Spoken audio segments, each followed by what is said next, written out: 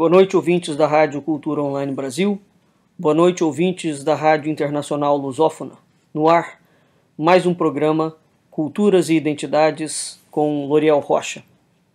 O tema do nosso programa de hoje é o golpe na Turquia e o retorno do Imam Mahdi. Para tanto, nós vamos nos basear numa obra publicada por nós no Instituto Mucaraj Brasilã e no Centro Ernesto Soares de Iconografia Simbólica, cuja apresentação e notas é do professor Manuel Gandra. Essa obra foi escrita por José Freire de Monterroio Mascarenhas, chama-se O Encoberto Maometano ou O Morraidin Redivivo.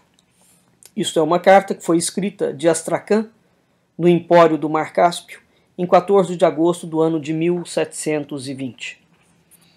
Os acontecimentos recentes da Turquia, bem como os acontecimentos em Nice, na França, não estão de forma nenhuma desligados de um projeto de controle do mundo, de um projeto de hegemonia global chamado a instalação do Califado Mundial.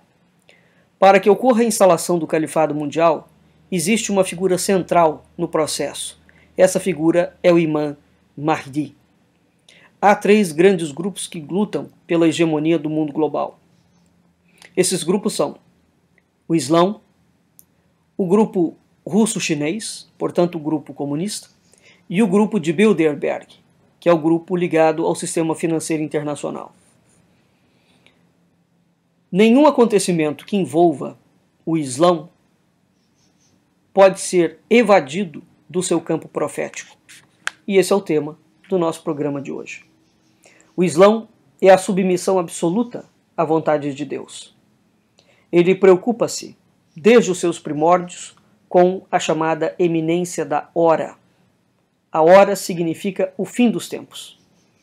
Isso porque a profetologia islâmica reproduz, nos seus traços gerais, a cristologia ebionita, paraclética, herdada da comunidade judaica cristã primitiva. A transposição da profetologia do Paracleto não é sensível ao nível das concepções que são adotadas pelo Islão sunita sobre a sua forma exterior.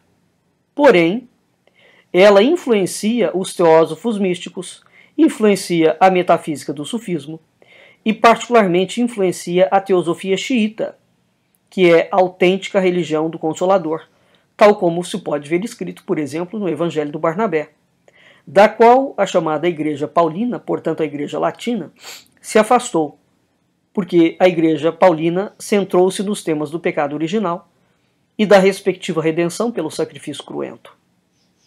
Maomé, cuja morte deu-se em 632, autodenomina-se mestre da hora, portanto, o mestre do fim dos tempos, proclamando apenas que a ordem de Deus se manifesta e acomodando-se aos caracteres soteriológicos que são característicos do milenarismo, o qual advoga uma salvação, que é nos seguintes termos. A salvação pode ser coletiva, ou seja, ela é no sentido de que será desfrutada pelos fiéis como comunidade.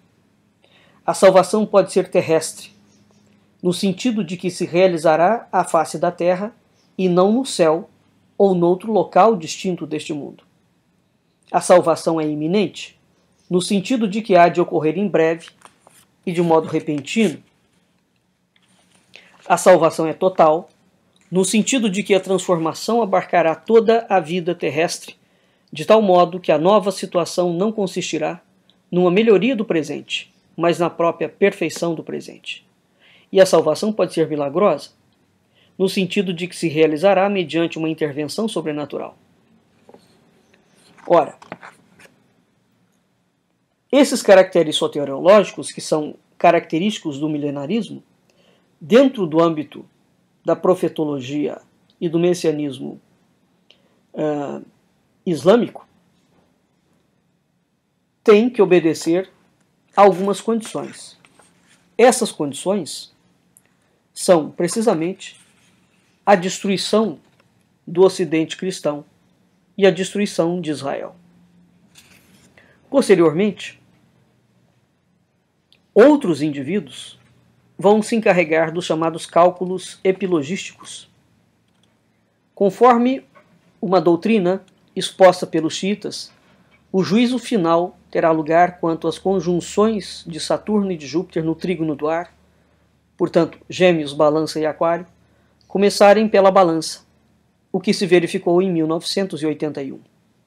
Segundo outros, o juízo final será anunciado pela segunda vinda de Cristo, o qual se manifestará a oriente de Damasco, ou, na opinião de certos autores sunitas, baseado nos Hadith, que são as tradições ou escritos exteriores ao Alcorão.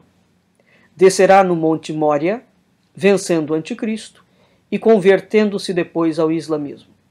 Ibn Khaldun, em 1406, consigna o pensamento geral do sunismo a esse respeito, que é o seguinte: sabei que tem sido comumente assumido por todo o povo do Islão, durante o decurso das eras, que no fim do tempo se manifestará um homem descendente do povo da casa, isso é o Imam Mahdi, a qual reforçará a fé e tornará manifesta a justiça.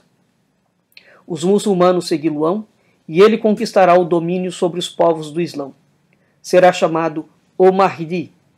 O aparecimento do Anticristo e os subsequentes sinais da hora, tal como estão estabelecidos no Sahib, suceder-se-ão.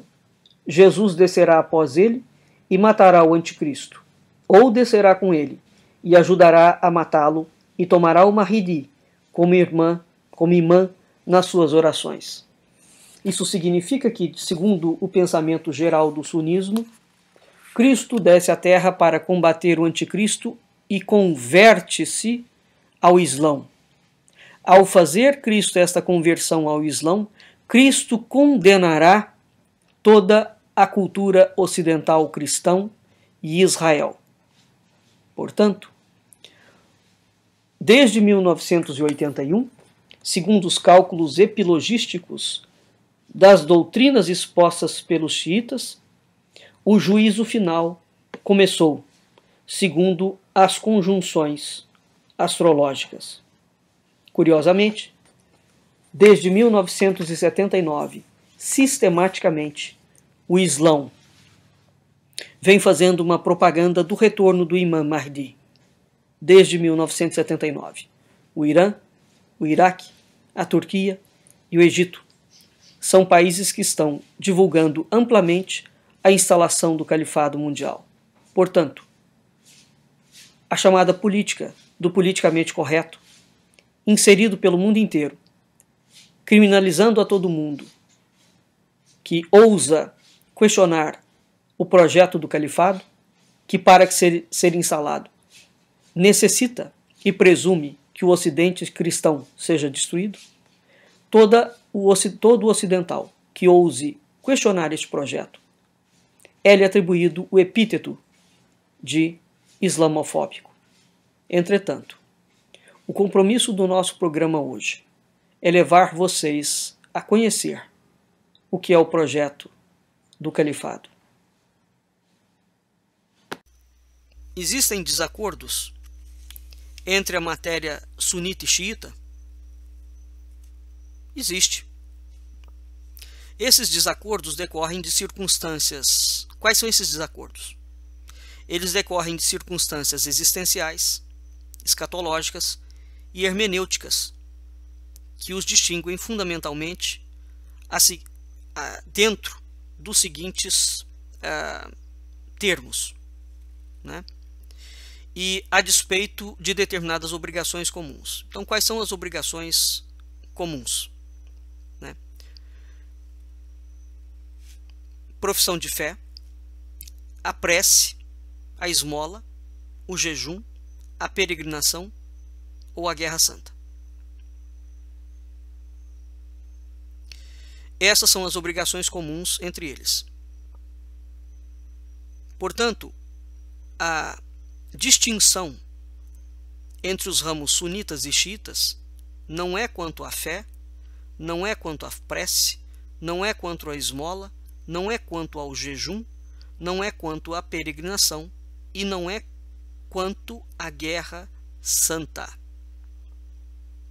Isso equivale a dizer que todos os sunitas e todos os xiitas, segundo prega as Hadith, e o Alcorão devem combater o kafir, o infiel. O que é o sunismo? Sunna significa tradição. O sunismo é uma religião legalitária e secularizada que acrescenta as 114 súratas, ou são 6.211 versículos, de Maomé às tradições jurídicas, as sunas. As sunas são 4 escolas jurídicas principais: os hanafitas, os shafeitas, os malaquitas e os rambalitas. O sunismo advoga que as revelações proféticas possuem apenas um sentido literal e que o seu alcance se esgota na lei moral e social. Professa também que o profeta Maomé encerrou o ciclo da profecia e revelou a derradeira lei religiosa, que é a Sharia. O profeta é, por conseguinte, segundo os sunitas, o selo da profecia, ou o selo dos profetas. Encaminhando-se a história da humanidade, portanto, desde a Hégira, que foi em 622, para o seu ponto final, anunciado pelas revelações divinas, que são elas próprias chegadas ao seu fim. Portanto, segundo os sunitas, a história da humanidade, desde a Hégira, caminha para acabar, para o fim dos tempos, para a hora. O que é o Mahdi? O Mahdi é simplesmente um povo da casa. É um homem do povo da casa, isto é, do sangue do profeta. Motivo porque o sunismo é a religião da Ijna, ou do consenso, que reconhece no califa a chefia executiva, religiosa e política da comunidade.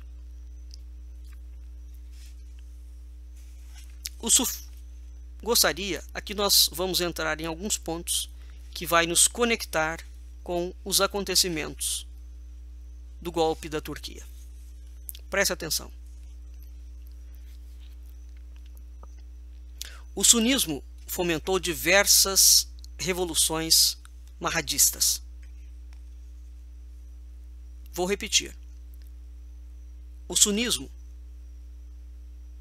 fomentou diversas revoluções que aguardam a vinda do Imam Mahdi. Eu vou citar algumas. São as importantes. Uma revolução no século XII, que foi a do Almohada, no Maghreb. Foi contemporânea da atividade do Sufi de Silvis, Ibn Qasi, renovador das ideias de Ibn Massara, que viveu em 883 até 931. E Al-Ghazel, que foi responsável pelo movimento da revolta contra os Almorávidas, no Al-Andalus, e foi mestre dos célebres Muridines, Al-Oriani, de Lulé, e Abu Ingram, de Mértola. Ele deixou alguns escritos, entre os quais alguns ensinamentos e poesia, onde a gente pode encontrar comparações entre a iluminação divina e o raiar da aurora. Bem assim como deixou também alusões muito insistentes sobre a chamada luz de Maomé. Então, o Almohada de Maghreb autoproclamou-se o Imam Mahdi, depois que ele tomou a fortaleza de Mértola, onde ele chegou a cunhar uma moeda, veiculando inclusive este título de Imam Mahdi, em 1144. Um segundo movimento mahdiano sunita foi precisamente a Mahdiya de Mohammed Ahmed ibn Sayyid, no Sudão egípcio, contra os ingleses em 1881. Agora, algo que Ninguém sabe. Ou somente aqueles que de fato estudam o campo da profetologia. A conquista do Kuwait, que foi em 17 de janeiro de 1991, portanto, no calendário muçulmano, isso representa o ano de 1412. O Kuwait foi conquistado em 17 de janeiro de 1981 por Saddam Hussein. A tradução de Saddam Hussein significa o que confronta, o desafiador. E ele teve também os epítetos de Novo Nabucodonosor, Novo Saladino. Saladino foi aquele personagem célebre que reconquistou Jerusalém. E tem também o epíteto de instrumento do resgate. Vai acontecer uma coisa muito curiosa com Saddam Hussein. Porque Saddam Hussein, embora ele não tenha reivindicado expressamente o título de Mahdi, a sua conduta, os discursos que ele fazia e a aura de propaganda que o regime alimentou eram claramente de aspiração e de indicação que Saddam Hussein encarnava o Imam Mahdi. Algumas coincidências interessantes em relação a isso. Foi feita uma aparição televisionada em que Saddam Hussein aparece montado num cavalo branco, ajaezado a verde. Esta imagem coincide precisamente tal como o Al-Borak de Maomé, o cavalo de Maomé.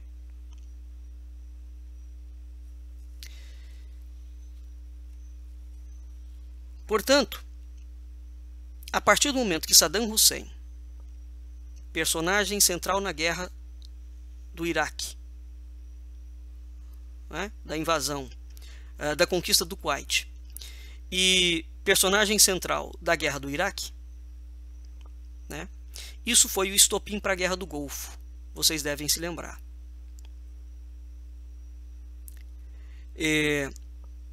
A partir do momento que Saddam Hussein, portanto, aparece como Mahdi, evidentemente o Mahdi vem combater o anticristo islâmico. Uma função, aliás, a função primordial do Mahdi é vencer o inimigo do Islã. Quem é o inimigo do Islã? Quem é o Messias enganador? Quem é aquele que é o embuste e a camuflagem? É o Ocidente cristão.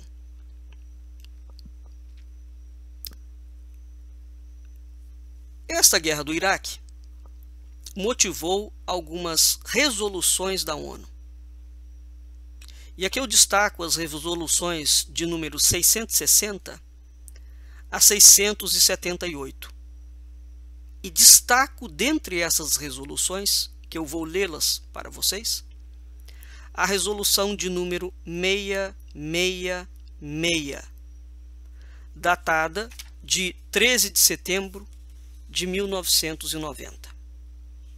Essas resoluções foram resoluções emitidas pelo Conselho de Segurança da ONU, a respeito dessa conquista do Kuwait. Então vejam vocês que a conquista do Kuwait e a própria eleição de Saddam Hussein naquela altura já fazia parte do projeto do califado. Muito bem. Nós vamos ter uma situação muito curiosa em relação a essas resoluções, que é o seguinte. Essas resoluções de número 660 a 678 tinham dois pilares. Algumas são de preâmbulo, ou seja, embasavam ações práticas. Outras tratavam de ações práticas em si. Curiosamente, aparentemente, a maioria de todas essas resoluções condenam a anexação do Kuwait pelo Iraque. Mas nós vamos ver que existe uma resolução muito curiosa. Eu vou lê-las. Resolução 660, de 2 de agosto de 1990, condena a invasão e exige a retirada do Iraque. Resolução 661, 6 de agosto de 1990, impôs o embargo comercial e financeiro. Resolução 662, de 9 de agosto de 1990, declara a anexação do Kuwait nula e sem efeito. Resolução 664, 18 de agosto de 1990, exige a libertação imediata dos estrangeiros retidos no Kuwait e no Iraque. Resolução 666, declara o Iraque responsável pela segurança dos cidadãos estrangeiros. Resolução 667, condena a agressão iraquiana contra diplomatas. Resolução 670, inclui o tráfego aéreo no embargo em vigor. Resolução 677, condena tentativas de mudar a composição demográfica do Iraque, do Kuwait. Resolução 678, autoriza a utilização de todos os meios necessários para cumprir as resoluções anteriores se o Iraque não se retirar do Kuwait até o dia 15 de janeiro de 1991. Vejam vocês que todas as resoluções de número 660 a 678 condenam o Iraque. Somente uma não condena. E além de não condená-la, e que curiosamente este número coincide com o número da besta do Apocalipse, não é? A resolução 666, de 13 de setembro de 1990, vou lê-la novamente. Essa resolução declara o Iraque responsável pela segurança dos cidadãos estrangeiros. Quem são esses cidadãos estrangeiros? É curioso, porque ao mesmo tempo que você manda um país se retirar de outro, porque ele invadiu, você o declara responsável pelo povo daquele país. Como é que funciona isso? E é curioso mais ainda o número da resolução. E não pensem vocês que isso é o acaso. Esta resolução foi aprovada por 13 votos. Os 2 votos que se abstiveram de aprová-la foi o Iêmen e Cuba. Quase todas as outras resoluções foram aprovadas por unanimidade. Novamente, o Iêmen e Cuba não aprovaram a resolução 661, que impôs o embargo comercial e financeiro ao Iraque. Então, aqui nós temos uma situação muito curiosa, não é? Porque a gente vê que dentro do sunismo, da facção sunita, existe já um projeto em atividade ligado ao Imam Mahdi.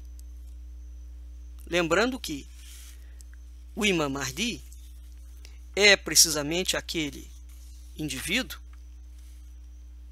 que chegará no fim dos tempos e combaterá o anticristo. Os inimigos, portanto, do Islã. Quem combaterá o anticristo é o próprio Cristo. E Cristo, ao combater a favor do Islã, converter-se-á depois do combate ao Islã. É interessante isso. É precisamente este pensamento geral do sunismo, onde eu li o texto para vocês do Ibn Khaldun, de 1406, que vai autorizar o mundo islâmico a achar que Jerusalém lhes pertence. Entre outras coisas. Num outro programa, talvez, a gente fale sobre o mito da mesquita de Al-Aqsa, que é uma mesquita que sempre pertenceu ao mundo judaico e ao mundo cristão, faz parte da tradição do judaísmo e do cristianismo. Entretanto, bem como Jerusalém, entretanto, o Islã e os palestinos resolveram dizer que Jerusalém sempre foi terra dos islâmicos. Uma evidente inversão e mentira dos fatos, porque Jerusalém não é citada nem uma única vez por Maomé. E nunca fez parte da tradição, nem do mundo árabe, nem do mundo do Islã e da Palestina. Por conseguinte, qual é a intenção que o Islã tem em cima de Jerusalém, uma vez que ela não pertence à tradição deles? Ora, evidentemente que é uma conquista de território. Jerusalém é a cidade sagrada por excelência, tanto do judaísmo quanto do cristianismo. Não é do islamismo. Do islamismo é Meca. Não é? Então, o objetivo da destruição de Israel é um objetivo claro dentro do Islã. Muito bem. O que está acontecendo? Em 2010, existem algumas outras questões associadas, né? Mas vamos voltar aqui um pouco no tempo, porque nós já voltamos a 1991. Eu devo aqui lembrar que 1990 é precisamente a formação na América Latina de um projeto de poder ligado ao grupo eurasiano, russo, comunismo russo chinês, que é precisamente o Foro de São Paulo, que foi fundado pelo senhor Luiz Inácio Lula da Silva e pelo ditador sanguinário Fidel Castro.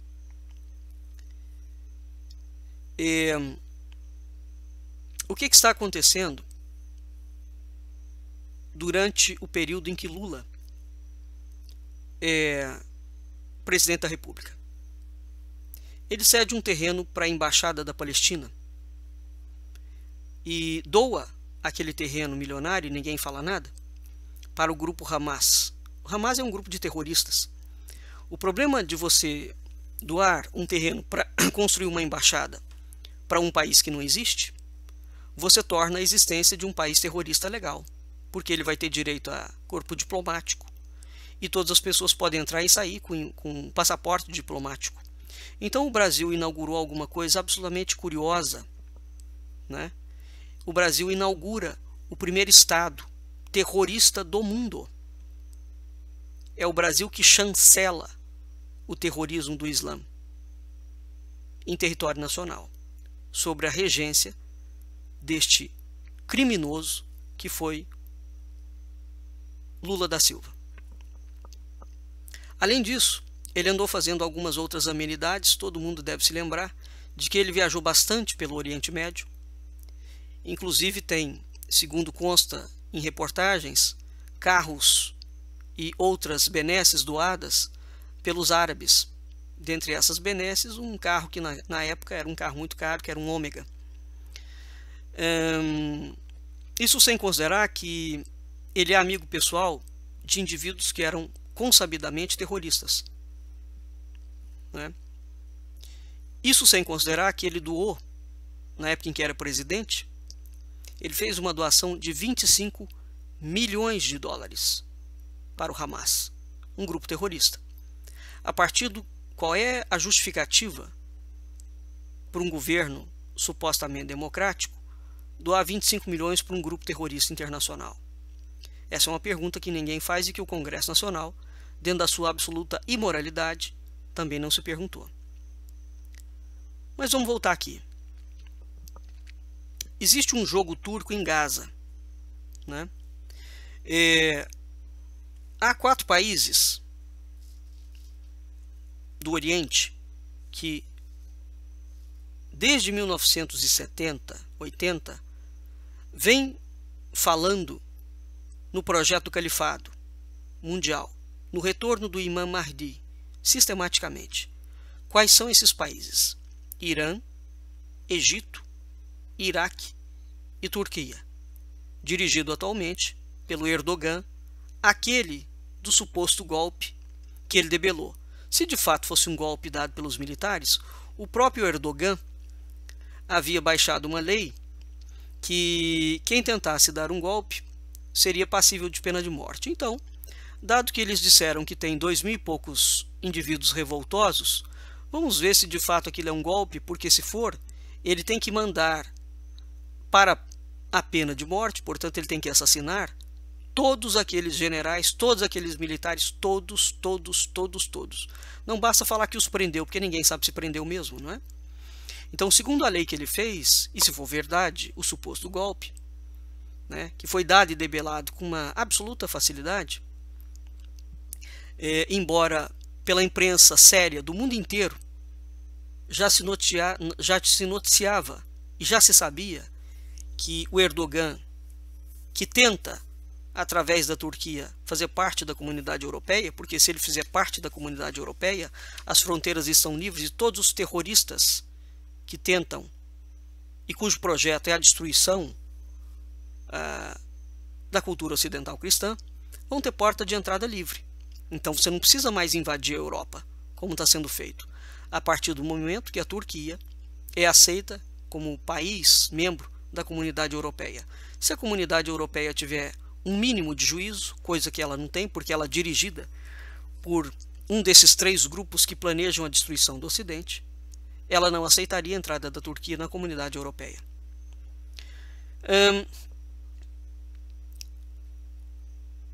A Turquia já foi aliada de Israel. Entretanto, isso mudou, esse cenário mudou desde 2010 com a eleição do primeiro-ministro Erdogan. Uma das primeiras coisas que esse homem fez quando ele assumiu foi entrar em conflito com Israel. Erdogan é sunita.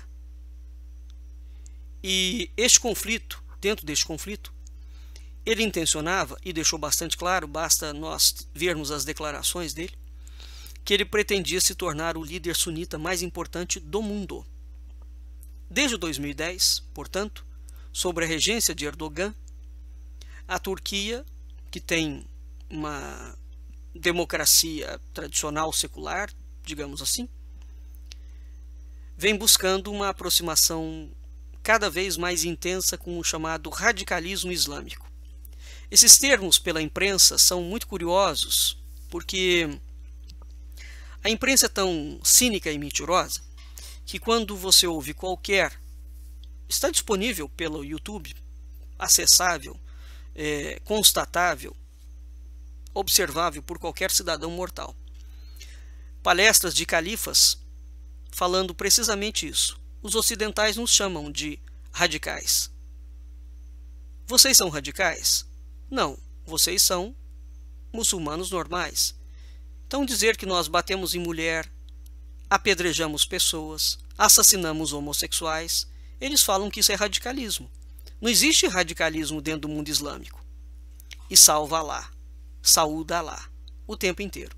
Então, os vídeos sobre isso são absolutamente claros. Portanto, não existe nenhum radicalismo islâmico. Existe uma política islâmica de assassinato de kafir. Os vídeos são bastante claros.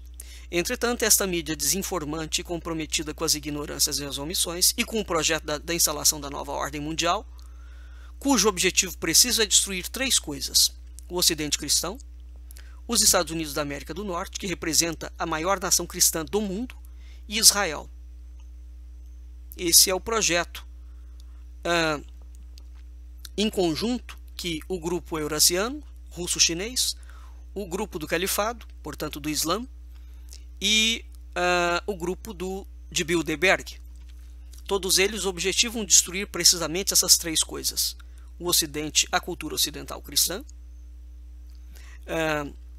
Israel e os Estados Unidos da América do Norte. Então, desde 2010, quando Erdogan assumiu, ele foi se colocando contra Israel e foi adotando uma atitude de jihad cada vez mais intensa. Isso é uma constante dentro do movimento árabe. Eles ficam durante um tempo com alguns governos que são aparentemente pró-ocidental. Depois, curiosamente, acontece uma revolução ali qualquer, assume alguém que a imprensa ocidental vai chamar de radical, e aquele radical começa a botar gente para explodir o ocidental. Mas vai acontecer uma coisa curiosa em 2010. O Iraque, a Turquia, juntamente com o Brasil, com o patrocínio do senhor Lula, fez um acordo permitindo ao Irã ganhar tempo para a fabricação de bomba atômica. Não é? E foi nessa esteira que o senhor Lula da Silva apoiou a criação do Estado palestino. Mas é curioso, porque ao mesmo tempo em que o senhor Lula da Silva apoiava a criação de Estado palestino, ele apoiava a Turquia na repressão aos curdos que lutam por um Estado próprio no Kurdistão. Não é? Então, vai por aí afora.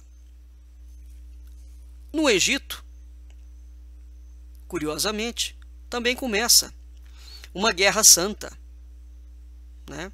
E o Iraque vai se aproximando cada vez mais de algumas organizações curiosas. Foi criada uma ONG turco-islâmica chamada IHH. E o Instituto de Estudos Internacionais da Dinamarca afirmou que em 2006, portanto anterior ainda, a IHH mantinha ligações com a Al-Qaeda e com outras redes que atuam na chamada Guerra Santa Islâmica Internacional. A IHH é tão perigosa que ela foi banida de Israel. Ora, é preciso frisar que o Egito vai também fechar sua fronteira terrestre com Gaza. E ele não permite nenhuma ajuda humanitária. Mas não houve, da parte do governo egípcio, nenhuma parte de crítica ao IHH. Não é? Então há todo aquele conflito que acontece em Gaza. Aquele cimento ali é altamente apoiado pela Turquia, por grupos terroristas e pelo Brasil. Né? Essa é uma parte da história da diplomacia criminosa brasileira que foi desenvolvida no governo do PT, que não se comenta sobre ela. Então, o que está em curso atualmente? A chamada doutrina do Mahdismo. O nome disso é a instalação do califado mundial. Os ocidentais, por conta de uma estupidez endêmica que foi criada por comunistas, acham que, como eles não privilegiam mais o mundo espiritual, eles acham que religião não existe e que nenhum povo tem religião.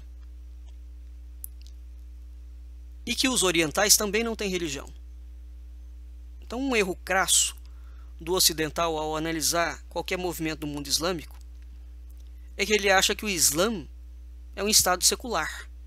Ora, tudo que o Islã não é um estado secular, né, laico. O Islã é uma religião política, ele é um estado teocrático. E o fundamento dessa religião política foi criado por Maomé. Portanto, ele tem mais de 1.400 anos de existência. E esses fundamentos nunca foram alterados. O que é a doutrina do Mahdismo?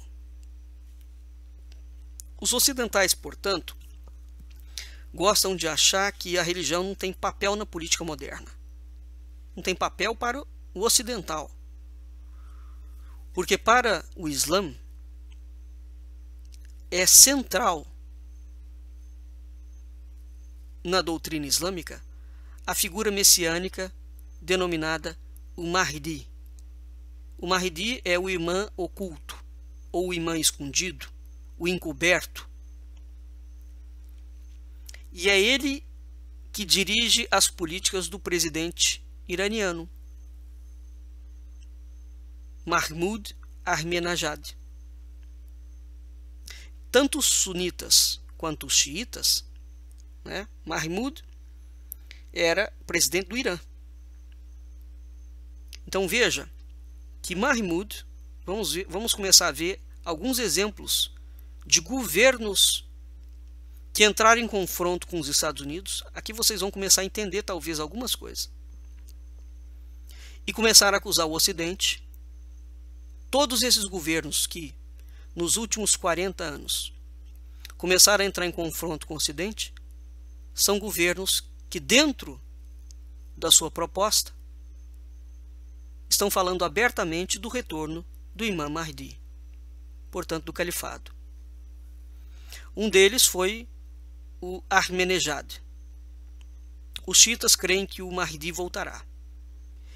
E esse Mahdi, ao voltar, ele vai governar sobre um sistema único na Terra. E ele vai derramar o julgamento de Alá sobre todos os não muçulmanos, portanto sobre todos os infiéis. De acordo com a tradição xiita, os 12 imãs são descendentes de Ali ibn Abi Talib. É o imã Ali. Quem foi esse imã?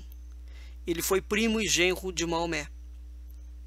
E eles foram dotados de qualidade divina que capacita a conduzir os crentes xiitas a se operarem como emissários de Alá na terra. No entanto, quando Muhammad al-Mahdi, que é o 12º imã, desapareceu no ano de 491, a sua conexão com os crentes xiitas foi rompida.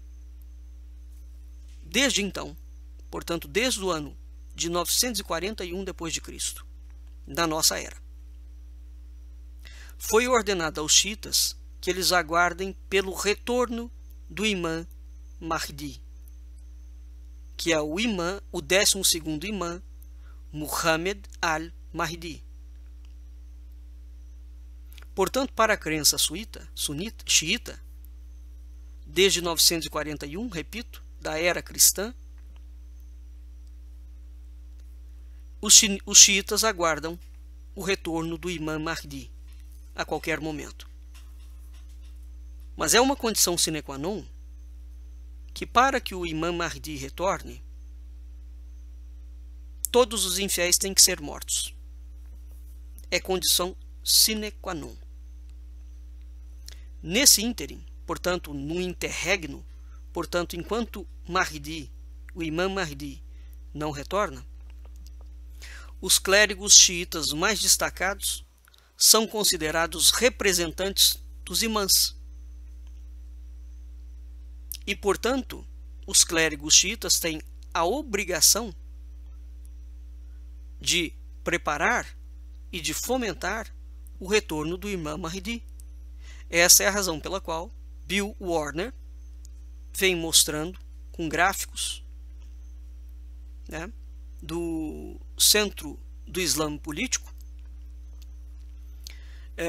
Há inúmeros vídeos no YouTube, ou o Centro de Estudos do Bill Warner, que é uma das maiores autoridades do mundo em assunto do Islã. Esta é a razão pela qual o Islã, desde Maomé, durante 1400 anos, promoveu guerras contínuas contra o Ocidente, praticamente de 20 em 20 anos. Contínua. Basta vocês se darem ao trabalho de acessar o site do Bill Warner e vocês verificarão isto. de 20 em 20 anos, portanto. Então são 1.400 anos de jihad contínua. Isso que está acontecendo agora na Europa não está acontecendo agora. A jihad contra o Ocidente está acontecendo há 1.400 anos. Deem-se ao trabalho de ver os vídeos do Warner. Portanto, desde 1941, os clérigos xiitas têm a obrigação e têm autoridade para tratar dos assuntos da comunidade xiita, principalmente na esfera religiosa, na esfera jurídica, na esfera política, até que o imã oculte retorne. E até que o imã Mahdi, ao retornar, lidere a comunidade xiita e liberte a comunidade xiita dos seus sofrimentos. Que sofrimentos são esses? São os sofrimentos que os kafir lhes impõem. Então, para libertar os muçulmanos, os xiitas, o imã Mahdi há de matar os kafir. Porque, segundo os xiitas, são os kafir que causam sofrimento aos xiitas. E basta verificar a declaração de todos os últimos presidentes ou primeiros ministros do Irã, do Egito, do Iraque e da Turquia, só para citar esses 4. Sobre o Ocidente, em que eles acusam o Ocidente o tempo inteiro de ser profano, de ser infiel, de praticar o mal contra os árabes, sejam eles sunitas, contra os muçulmanos, sejam eles xiitas ou sunitas. Esse é um discurso clássico do mahdismo. Então, de acordo com a crença xiita, durante o período da ausência do Mahdi, que é o chamado período da ocultação, é o período em que ele está encoberto, ninguém, exceto Deus, sabe a hora do retorno do Mahdi. E nenhum homem pode pressupor ou prever quando essa hora chegará. Entretanto, todo o processo que decorre da desaparição do imã, e bem como de Maomé, até o retorno do imã Mahdi, portanto do seu reaparecimento, da sua desocultação, tem que ser mantido continuamente com jihad. Então, o reaparecimento do Mahdi, com o reaparecimento dele, todos os males serão reparados. Por quê? Veja que a guerra, portanto, é uma coisa contínua, a jihad. E mesmo guerreando continuamente, ainda há mal. O kafir é o mal. E a justiça divina, então, será instaurada. E a verdade do islamismo xiita vai ser reconhecida pelo mundo. Nós vamos agora a um breve intervalo e depois nós voltamos com o nosso programa. Voltando agora com o nosso programa Culturas e Identidades. Vamos recuar um pouco mais no tempo para verificar, de certa forma, nos acontecimentos recentes, uma outra situação da perspectiva do mahdismo dentro do Irã. Desde o estabelecimento do regime islâmico, que foi em 1979, até a ascensão ao poder do Mahmoud Ahmadinejad, em agosto de 2005, portanto, várias décadas, né? O mahdismo vinha sendo uma doutrina religiosa e uma tradição que aparentemente não possuía nenhuma manifestação política. Aparentemente, porque isso é tudo uma farsa. Porque o Islã é uma religião política. Então, embora o mahdismo, as características do mahdismo não esteja presente aparentemente numa manifestação ou num governo, Se este governo é muçulmano, ele é, sobretudo e antes de tudo, teocrático. Ele é religião.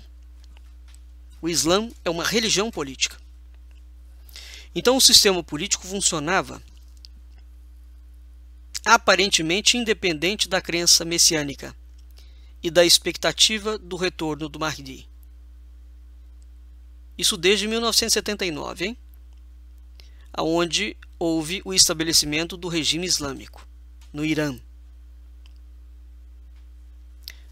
Então, durante todo esse tempo, portanto, de 79 a 2005, eles ficaram adormecidos. Com a presidência do Ahmadinejad, o mahridismo tornou-se uma filosofia política. E ele foi elevado à categoria central na política do Ahmadinejad.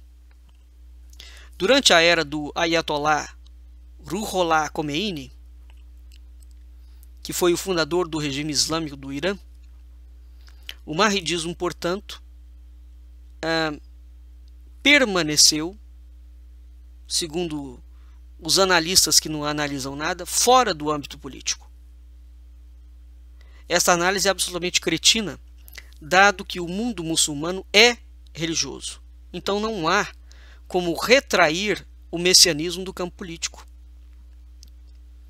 Se ele não está sendo colocado em pauta, em evidência naquele momento, é por uma razão estratégica de movimento.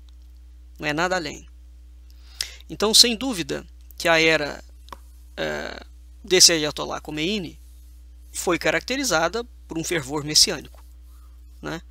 E os iranianos, inclusive, atribuíam qualidades messiânicas ao Khomeini e conferiam a ele o título de imã, que até então havia sido reservado apenas para os 12 imãs. Na verdade, a chegada de Khomeini no poder foi visto na época como uma realização da profecia que dizia respeito ao retorno do Mahdi.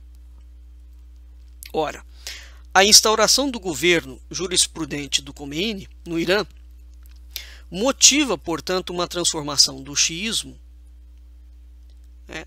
substituindo uma passividade tradicional, vamos dizer assim, por uma perspectiva mais ativa. E, com essa mudança, o Khomeini afirma que os xiitas não deveriam aguardar mais passivamente pelo retorno do Mahdi. Mas daquele momento em diante, os xiitas deveriam ativar, preparar o terreno para o retorno do Mahdi e para a libertação da comunidade xiita. Declara guerra ao Ocidente, trocando em miúdos. Um componente dessa abordagem ativa foi quando os clérigos tomam o poder. Entretanto, o Khomeini manteve a doutrina do mahdismo ainda dentro da esfera política mais oculta. Aliás, ele afirma que nem possui uma conexão direta com Deus, né?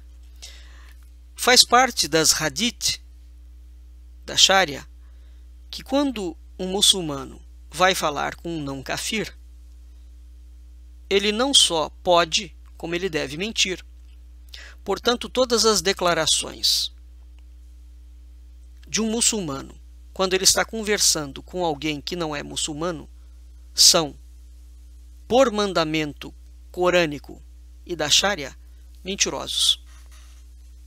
Porque um dos nomes de Allah, segundo bem coloca Bill Warner, é o fingidor, o mentiroso. Portanto, para o ocidental, a mentira constitui quase que um pecado. Para o cristão. Para o muçulmano, não. Ela é uma obrigação teológica. Isso já dá uma ideia para vocês de uma das diferenças brutais entre esses dois universos. Portanto, vejam que em 1979, com Khomeini, começa a ser preparado o retorno do Mahdi, claramente dentro dos governos. Em 89, quando morre o Khomeini, o mahdismo volta a ter um declínio no Irã, um declínio aparente. E as administrações do Rafsanjani e do Mohammad Khatami, que foi de 97 a 2005, eles vão manter uma relação muito estreita, separando novamente o política e o mahdismo. Novamente, aí vem, em 2005, o Ahmadinejad e volta o mahdismo. Então vejam vocês que isso é um fluxo constante. Se vocês pegarem, se derem ao trabalho de pegar a história desses povos, eles oscilam entre momentos mais religiosos e momentos mais laicos, digamos assim. Nos momentos mais laicos são os momentos em que eles teoricamente estão buscando algum tipo de aproximação, de concessão com o Ocidente. Uma vez que eles conseguem essas concessões, eles voltam, retroagem e põem outros indivíduos para assumir o poder. E aí eles recomeçam, teoricamente, a jihad. Só que essa jihad não para nunca. Ela é contínua há 1400 anos. Portanto, o que move a política externa do Irã, do Egito, do Iraque e da Turquia há muitas décadas é a doutrina messiânica do mahdismo. Não há outra coisa. Tudo o que os jornais ocidentais falam a respeito desses povos e a respeito do que está acontecendo na Europa é a mais absoluta e grotesca mentira. O que está em curso é o projeto do califado mundial. E a Turquia desempenha, dentro desse projeto, um papel de destaque. Por razões que hoje nós não vamos citá-la, porque eu quero trazer para vocês somente uma visão um pouco mais abrangente de que o mahdismo não é alguma coisa separada da esfera da política que está acontecendo nesses países há muito tempo. O Ayatollah Yazdi, que era o mentor do Ahmadinejad, num discurso que ele fez em 11 de outubro de 2006, ele fala o seguinte, abre aspas, a maior obrigação daqueles que aguardam o aparecimento do Mahdi é lutar contra a heresia e a arrogância global, isto é, a arrogância do Ocidente, principalmente dos Estados Unidos. Os discursos do Ahmadinejad são caracteristicamente irônicos a respeito das forças da arrogância do Ocidente, principalmente dos Estados Unidos, de Israel. E todo o discurso dele, ele conclama e ameaça, fala que o Ocidente não aguarda um bom destino ao Ocidente. Né? Ele ameaça inclusive o Bush e fala que a alternativa da perdição e da destruição está consumindo o Ocidente. Eu vou citar aqui para vocês um discurso que ele fez, né? Ameaçador a todas aquelas pessoas que não aceitam o messianismo xiita. Então, Ahmadinejad, como chefe de Estado, ameaça formalmente quem não aceita o messianismo xiita como uma alternativa à perdição e à destruição. Então, o ocidental, na visão deles, a cultura ocidental cristã, Israel e os Estados Unidos, todos nós somos kafir, estamos perdidos e estamos destruídos. Portanto, como nós estamos na condição de kafir, nós somos obrigados a aceitar o messianismo xiita como uma alternativa de governo mundial. Vou ler. Abre aspas. Aqueles que não responderem ao chamado para prosseguirem em direção à verdade. Um bom destino não os aguarda. Ouvi dizer que o presidente de um desses países, naquela altura ele se refere ao George Bush, que é o presidente dos Estados Unidos, disse que o presidente do Irã o estava ameaçando. Eu disse a ele: não sou eu que o está ameaçando. É o mundo inteiro que o ameaça, porque o mundo em sua totalidade é rápido contra a opressão e os opressores. Vocês, países ocidentais, não são nada comparados ao poder de Deus. Nós os convidamos a tomarem o caminho da retidão, o caminho dos profetas, do monoteísmo e da justiça, como se o mundo cristão não fosse monoteísta, hein? Se pensam que pode se sentar em seus palácios de cristal e determinar o destino do mundo, vocês estão enganados. Nosso chamado a vocês para retomarem a direção da verdade tem origem na compaixão. Para eles, matar kafir é compaixão. Não queremos que se metam em problemas, uma vez que vocês sabem que o resultado da opressão e da injustiça é perdição e destruição. Esse tipo de discurso é absolutamente normal dentro do mahridismo e da ideologia de todos os ayatolás, de todos os sheiks. Meu Deus do céu, basta pegar na internet, no YouTube, para vocês verificarem que qualquer sheik fala precisamente isto. Não é? Aqui eu quero, em 79,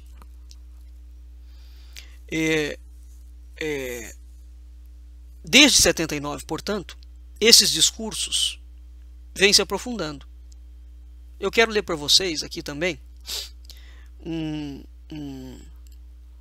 uma declaração, mais uma do Ahmadinejad, sobre essa questão do Ocidente. Ele fala claramente: tenho duas missões: desenvolver o Irã, a outra, reformar o mundo.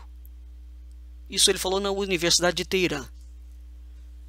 Continua: juro por Deus que a tempestade feroz está chegando e vai arrancar a entidade sionista.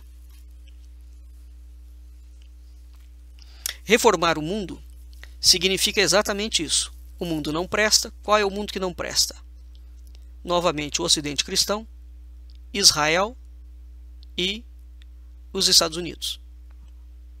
Portanto, é política de Estado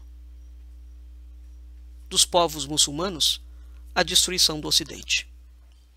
Todo o discurso politicamente correto que foi criado por intermédio desta mídia criminosa internacional, dessa mídia comprometida com e patrocinada e bancada e oriunda, seja do comunismo, seja do sistema financeiro internacional, é uma mídia criminosa que criou o chamado politicamente correto, e qualquer coisa que se fale contra o Islã, eles falaram que é islamofobia. Mas o Islã pode, todo o tempo, e com declarações contínuas dos chefes de Estado de todos esses países, falando que vão matar todos os ocidentais. Não é? Quando um ocidental fala que simplesmente vai impedir a imigração, ele não está falando que vai matar, não. Quando um governo ocidental fala que vai impedir a imigração, o governo é acusado de assassino, de terrível, de monstro. E esses governos que falam em matar, eles serão o quê? Eles não só falam, eles matam. Não fica na promessa.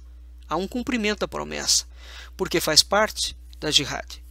Isso está prescrito no Alcorão, nas Sunas, nas Hadith e na Sharia. Ora, vai acontecer uma outra coisa muito curiosa, agora esse ano, em fevereiro de 2012, o Irã diz que tem um exército de 200, declaração oficial. O Irã admitiu que tem um exército de 200 mil homens espalhados por todo o Oriente Médio, portanto não estão dentro das fronteiras do Irã. Um exército de 200 mil homens Para a gente ter uma ideia do que isso significa, a força, o exército britânico, as 3 forças do exército britânico têm 150 mil homens. Então só o Irã admitiu que tem um exército de 200 mil. Se esse número é verdadeiro ou não, não se sabe. E esses 200 mil estão espalhados por todo o Oriente Médio, preparados para a chegada do Mahdi, que é o Messias apocalíptico da tradição islâmica. Então o Imam Mahdi, ele é tratado no islamismo como um líder que vai conduzir os muçulmanos durante um evento de conflito mundial. Que evento é esse? Esse evento é semelhante ao Armagedon que é narrado na Bíblia. E esse imã é descrito por Maomé no século VII, portanto, e alguns estudiosos cristãos o apontam como uma referência islâmica ao anticristo. Isso sobre a perspectiva cristã, evidentemente, porque sobre a perspectiva islâmica, o anticristo é originário da tradição judaica e da tradição cristã. O general iraniano, o Mohammad Jafari, ele afirmou que o Mahdi é quem dará início à justiça antes do dia do juízo. Isso foi uma entrevista que ele deu ao jornal turco Daily Sabah e explicou que, do ponto de vista dos estudiosos muçulmanos, os eventos que aconteceram nos últimos anos, que envolvem a comunidade muçulmana, estão simplesmente preparando o terreno para o surgimento do Imam Mahdi. Ora, a fala do general Jafari é uma referência ao Estado Islâmico, entre outras ações, e a pretensão de dominar o mundo. Portanto, eles estão falando claramente o que eles vão fazer. Baseado em que premissa, em que perspectiva, os governos ocidentais e a mídia continuam mentindo e dizendo que o Islã é a religião da paz. Sim, a paz islâmica, que é conseguida através da morte do kafir. Sobre essa perspectiva, sim. Então, esse general admite, como todos eles vêm admitindo continuamente desde 1979. Desde 1979, eles abriram declarações oficiais de todos os governos que todas as ações são a preparação para o terreno do surgimento do Imam Mahdi. Não é? Bom, muito bem. Diante disso, né, quando a gente considera essas frases como elas são, portanto, que todos esses povos estão criando as condições para que o Mahdi se revele, existe um documento de um grupo terrorista publicado na internet chamado Bandeiras Negras de Roma, em que ele revela partes da ação, do plano de ação do Islã para a tomada da Europa. Isso inclui a ativação de células terroristas adormecidas no continente. Portanto, é gente que já está lá. Células que foram organizadas ao longo de anos, ao longo de décadas, reunindo muçulmanos que serviram nas forças armadas dos países europeus. Portanto, isso diz respeito àquele contingente de indivíduos que são considerados já ou cidadãos europeus, ou refugiados, ou seja lá o que for, mas tem que ser cidadão, porque se ele não for cidadão, ele não pode participar das Forças Armadas. E uma vez que esses indivíduos participem das Forças Armadas como espiões, evidentemente, eles sabem como é que funciona o esquema ali. Então vejam vocês que isso está declarado, que eles têm gente colocada dentro da Europa há muito tempo, e que eles vão começar a ativar essas células terroristas ligadas às forças armadas dentro da Europa. Não é? Muito bem, este projeto das bandeiras negras de Roma, o ápice da estratégia do projeto, do Estado, desse suposto Estado Islâmico, é a decapitação do Papa, em plena Praça de São Pedro, no Vaticano, com a execução sendo transmitida ao vivo pela internet. Eles dão data para isso. O cronograma deles é em 2025. Curiosamente, 2025 é quando vai haver, segundo ficou acordado do Papa Francisco com o patriarcado russo, a reunião definitiva das igrejas cristãs e ortodoxas. O próprio Papa Francisco já admitiu que está sendo ameaçado pelo Estado Islâmico. Exatamente disso, de que eles vão invadir Roma e vão decapitá-lo. E a decapitação faz parte, a forma de matar o kafir. Se esse plano for levado adiante, e nada indica que não será,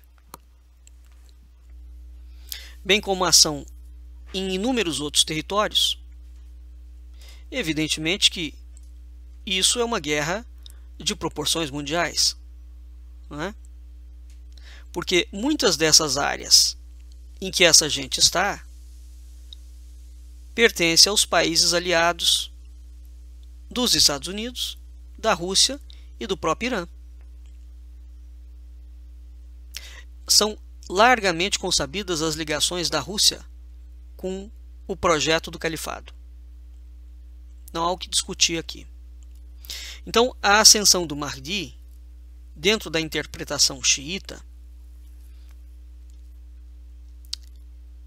a interpretação xiita do Alcorão prevê guerras no planeta.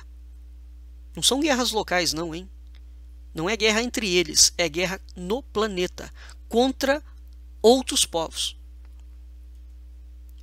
E esses conflitos têm o objetivo de dizimar, de matar 1/3 da população.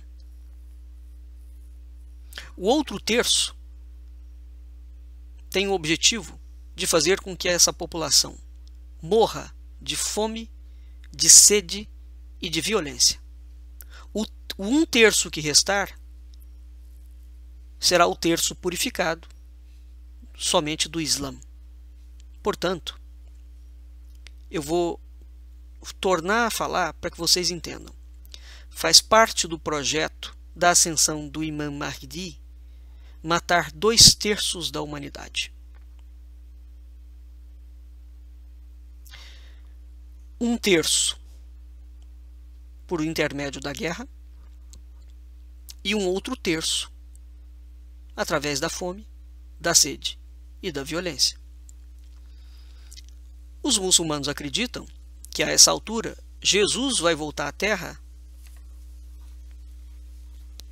e vai anunciar o seu apoio ao Mahdi, que é o 12º imã, e vai condenar todos os cristãos por terem pregado que ele é filho de Deus, e vai dizer que o islamismo é a única religião verdadeira. Com a ascensão do Imam Mahdi,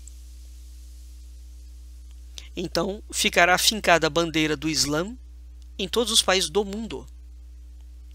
E é exatamente esse o objetivo pelo qual o Irã está recrutando, treinando e aparelhando um exército exclusivo com jovens sírios, iraquianos, afegãos, paquistaneses e emitas.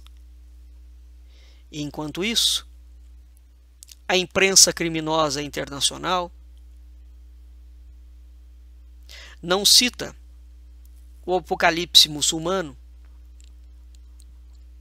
preparando uma guerra de proporções mundiais para fazer aparecer o Imam Mahdi, para trazer o Imam Mahdi, porque é condição sine qua non que quando o Imam Mahdi vier, Cristo que é a figura central prometida no âmbito da Igreja, condenará os judeus e os cristãos à morte pelas mãos do Islã, e após condenar Cristo, condenar o Ocidente cristão à morte, porque o Ocidente ousou dizer que ele é filho de Deus e ele não é, sobre a perspectiva do Islã, Deus não tem filho. Então, depois dele condenar o povo de Deus, ele vai se converter ao imã e assume o seu lugar de profeta. Isso é o que está em curso no mundo. Portanto, os acontecimentos em Nice, os atentados em Paris, algum tempo atrás, esse suposto golpe cretino, rápido, da Turquia, todo esse movimento, essa invasão na Europa, faz parte dessa ideologia fatal e criminosa, tanto dos xiitas quanto dos sunitas, que acreditam que nós estamos no fim dos tempos. Mas o fim dos tempos é para quem? O fim dos tempos é para os não muçulmanos.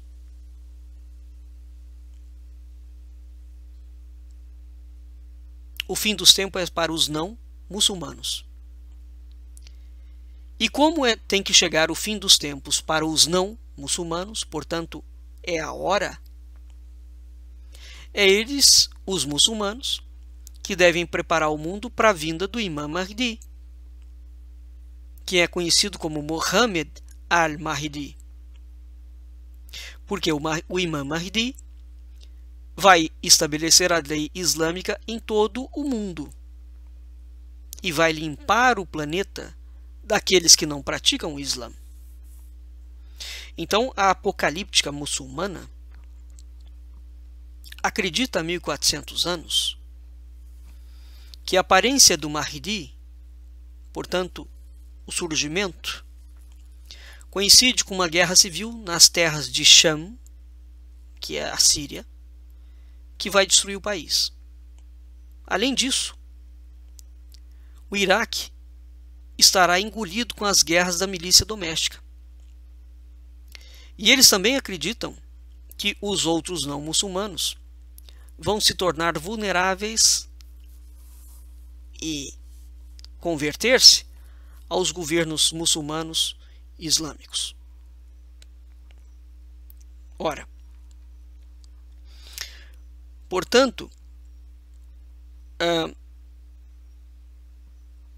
o chefe da guarda revolucionária do Irã, que é o general Al-Jafari, que nós já falamos antes, ele tem também uma declaração curiosa, que é o seguinte: ele declarou que as forças de Teherã estão formando uma nação islâmica single no Iraque, na Síria e no Iêmen. Isso é uma declaração oficial. Então, Jafari é o general que está liderando uma campanha que envolve o Iraque, a Síria e o Iêmen e o Irã, que está preparando uma intervenção do Irã na crise síria, aonde a base disto é para levar o mundo a um determinado confronto, porque através desta unidade, portanto, entre o Irã, a Síria, o Iraque e o Iêmen, através dessa unidade, promovendo uma guerra, o imã oculto, que é o 12º imã, vai aparecer. Então, toda e qualquer proposta de diálogo com o Ocidente é absolutamente rechaçado e é simplesmente um escárnio, porque não existe dentro do campo profético islâmico, o Islã não faz negócio com kafir. Portanto, todas as mídias, todos os escritores, todos os professores universitários, todos os acordos internacionais, todo o projeto da ONU, tudo é absolutamente criminoso. Porque todos esses projetos, todas essas políticas socioculturais que falam da possibilidade da união entre o Ocidente e o mundo muçulmano, da cultura ocidental com o Islã, é absolutamente improvável. E não é improvável porque os cristãos não o querem. É improvável porque faz parte das hadith, das sunas, do Alcorão, da Sharia, destruir todos os kafir. Então, ou os kafir se convertem, os infiéis, ou eles têm que ser mortos. E segundo a profecia do Islã, que diz respeito ao encoberto maometano, o Muhaidin, o fim dos tempos tem que chegar para os kafir. Vejam vocês a diferença brutal, por exemplo, entre a definição de fim dos tempos do cristianismo. O fim dos tempos é um fim de sofrimento, né? É um fim de desgraça, é um fim que a humanidade vai estar cansada dos erros, dos enganos, etc. E Cristo vem e salva todo mundo do pecado. E não fala em matar ninguém. Isso é o Apocalipse cristão. O que o Apocalipse muçulmano fala? Que o fim dos tempos tem que acontecer mediante uma guerra que vai matar 2/3 da humanidade. 1/3 por guerra, 1/3 por fome e violência. Essa guerra é uma guerra de saúde, porque o kafir merece morrer. Para finalizar, quero traçar com vocês aqui algumas comparações, algumas semelhanças muito curiosas entre o anticristo bíblico e o Imam Mahdi. O anticristo bíblico vai ser um líder que tem uma capacidade de falar com ousadia. O Imam Mahdi vai ser um líder que tem uma capacidade de falar com ousadia. O anticristo vai ser acompanhado por um falso profeta, que vai levar as pessoas a servi-lo, o anticristo cristão. O Imam Mahdi fala do Jesus muçulmano. E é preciso não confundir esse Jesus muçulmano com o Jesus cristão. Esse Jesus muçulmano vai voltar para ajudar o Mahdi a ser aceito pelo mundo. Vejam vocês, os árabes, o Islã, aceita Jesus, não como filho de Deus, mas como profeta. Então, esse Jesus muçulmano vai condenar o Jesus cristão. Portanto, o anticristo, sobre a perspectiva do Islã, é o próprio Cristo. Nós temos 2 Jesus, um cristão e um muçulmano. Portanto, o Jesus muçulmano vai matar o anticristo, porque o anti é aquele que é o oposto a Cristo, né? Então, o Jesus muçulmano vai matar o anticristo, portanto, o Cristo cristão, o Jesus cristão, para que o Imam Mahdi seja aceito pelo mundo. Claro, por que o Imam Mahdi não é aceito pelo mundo? Pelo mundo cristão? Porque o mundo cristão só aceita Deus nas suas 3 pessoas da Trindade, o Pai, o Filho e o Espírito Santo. Então, é evidentemente que, e é a figura de Deus que tem a promessa da salvação, de Jesus que tem a promessa da salvação no fim dos tempos. O fim dos tempos, sob a perspectiva da escatologia muçulmana, é o fim dos tempos para os infiéis. É o momento em que os infiéis todos do mundo vão morrer e o mundo será somente do Islão. O fim dos tempos do mundo cristão e do mundo judeu é o fim do tempo do sofrimento. Não é da aniquilação dos povos, é do sofrimento. E Cristo voltará para retirar o pecado da humanidade. Vai salvar a humanidade. Mas essa não é a perspectiva da escatologia islâmica. Vejam vocês que as diferenças são brutais. O anticristo, sob a perspectiva bíblica, vai ter um exército muito poderoso que vai fazer dano à terra. Em última análise, esse anticristo terá muitos seguidores. Para o Islã, o Mahdi terá um exército muito poderoso, que também vai causar muitos danos na terra. E também terá muitos seguidores. Para a Bíblia, o anticristo será um líder mundial e governará por 7 anos. Para o Islã, o Mahdi será um líder mundial e governará por 7 anos. Para a Bíblia, o anticristo vai mudar os tempos e a lei. Para o Islã, o Mahdi provavelmente não vai mais do que adotar o calendário islâmico, alterando os tempos. E dessa forma, ele vai instaurar a lei da Sharia no mundo inteiro. Essa é a razão pela qual, na Inglaterra, na França, em tudo quanto é lugar, e mesmo no Brasil, onde as comunidades islâmicas que têm uma tariqa e que, portanto, têm uma mesquita e um sheik, estão requisitando e dizendo que não obedecem às leis dos países, claro, porque o Islã é universal. Ele não está submetido a nenhuma lei de nenhum país. Portanto, todo islâmico está autorizado por Alá a descumprir a lei do país que ele mora. Descumprir a lei do país que ele mora.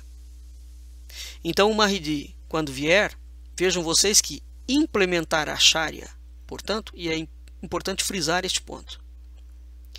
Implementar a lei da Sharia aqui é obrigação religiosa de todo muçulmano. É mandamento de Alá. Porque toda lei que não é de Alá é de kafir. Ela tem que ser destruída. Aqui aquela figura que aparece, como eu havia dito, na imagem de Saddam Hussein. Como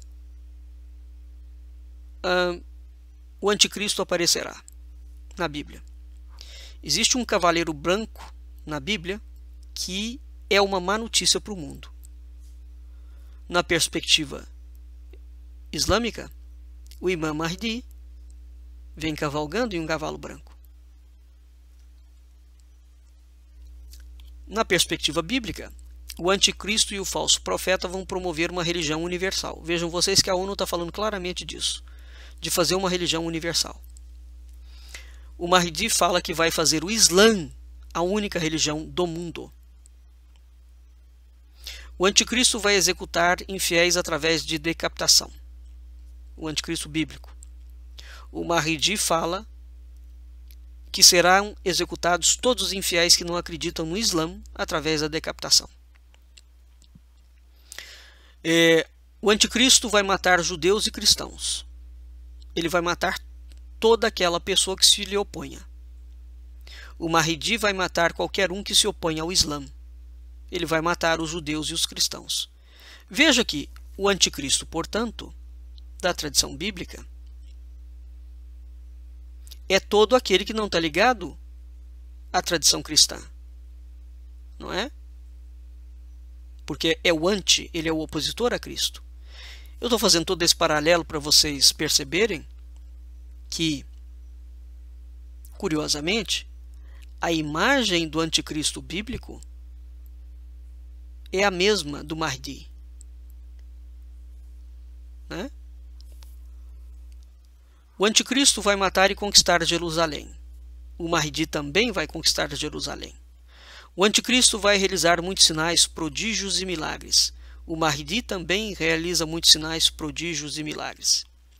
O anticristo vai fazer as pessoas receberem uma marca na mão ou na testa e jurar lealdade a ele. Os seguidores do Mahdi geralmente marcam-se com as headbands nas testas.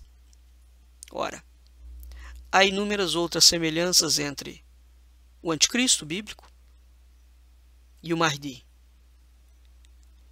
Vejam vocês que isso não pode ser uma coincidência, não é? Ambas as religiões falam. Qual é a diferença? É o fim dos tempos. O Cristo não mata, mas o anticristo mata.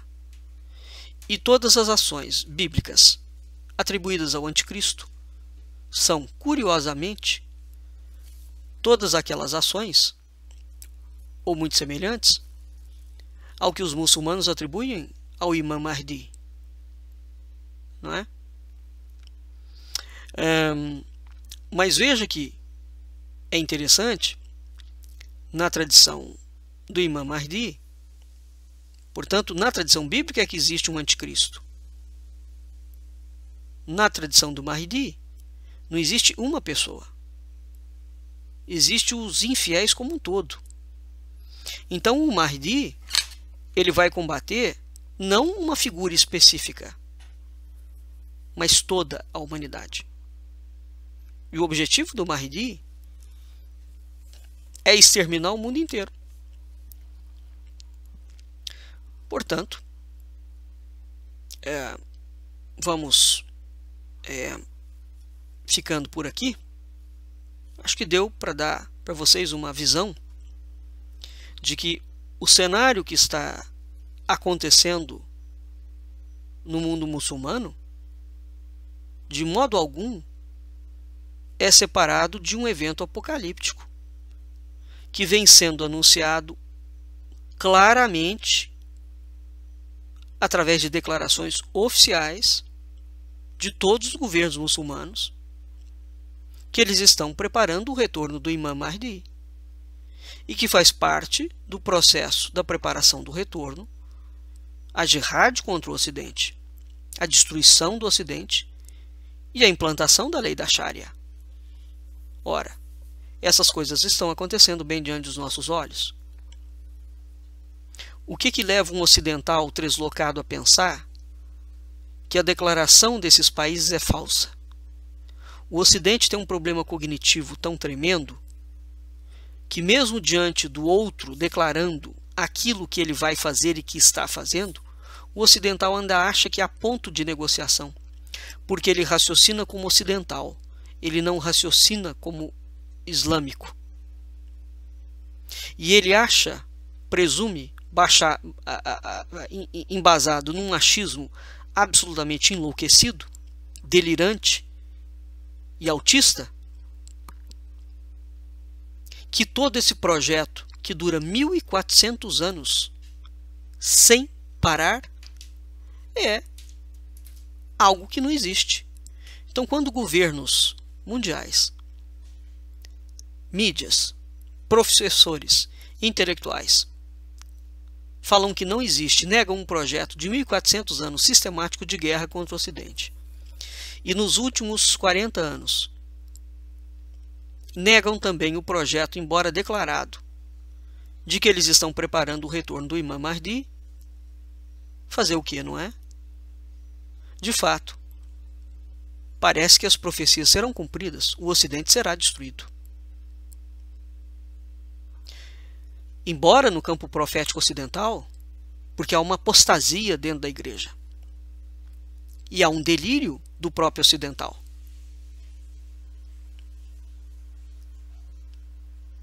Embora a profecia bíblica também diga que o Ocidente será de fato destruído, mas vai surgir um outro Ocidente. Deus terá piedade. O que é que nós temos que fazer? Nós temos que, efetivamente, lutar contra esse projeto. não é? Dentro da medida do que a gente dá conta de fazer, cada um de nós. E como é que essa luta começa? Ela é sobretudo uma luta no campo do conhecimento. O primeiro ponto é admitir que isso existe. Porque se você não admitir o fato, o indivíduo fala que vai te matar. Você está duvidando por quê? Se é uma declaração oficial de um chefe de Estado. Só uma histeria coletiva misturada com autismo e com um retardo mental conseguiriam explicar uma atitude dessa, de não acreditar que o governo vai fazer. Então, o primeiro ponto é adquirir conhecimento e começar a entender os cenários que estão sendo construídos aqui dentro. Não é? E não apoiar as causas que defendam qualquer coisa que diga respeito ao extermínio do Ocidente. Porque essas causas vão vir sempre acompanhadas com boas propostas e se você não aderir, você vai ser tido como islamofóbico. Portanto, não tenha o menor pudor de ser chamado de islamofóbico. Porque se você aceitar ser chamado de islamofóbico, significa que você está aderindo ao projeto do Imam Mahdi para auxiliar a destruir 2/3 da humanidade. Um por guerra e um por fome, né, e terrorismo. Enfim, vamos ficando por aqui. Portanto, o que aconteceu na Turquia foi um golpe dado pelo próprio Erdogan. Nada além disso. Porque o Irã, o Iraque, o Egito, a Turquia e o Iêmen estão completamente empenhados, para não dizer a Arábia Saudita, que é o grande centro emanador do califado. A Arábia Saudita, se vocês observarem, não se envolve em nada. Por quê? Porque ela é precisamente o grande centro emanador do projeto do califado. Ela está empenhada em controlar a ONU, como está controlando. Mas os árabes estão sofrendo um revés muito grande, porque eles lidam com o petróleo e os Estados Unidos estão repletos de petróleo, através dos veios de xisto.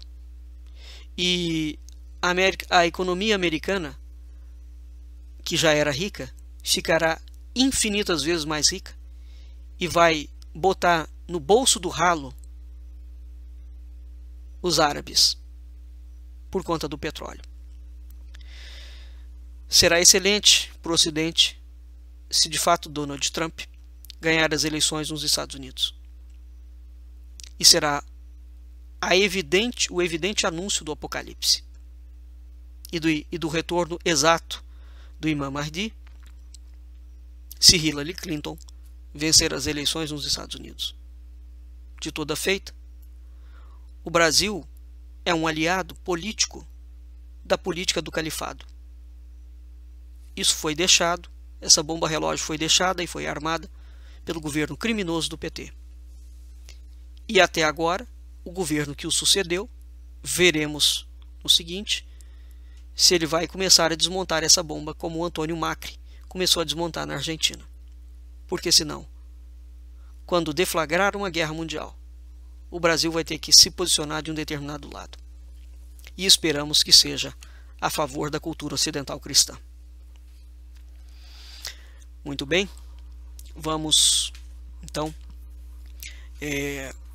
terminando o nosso programa.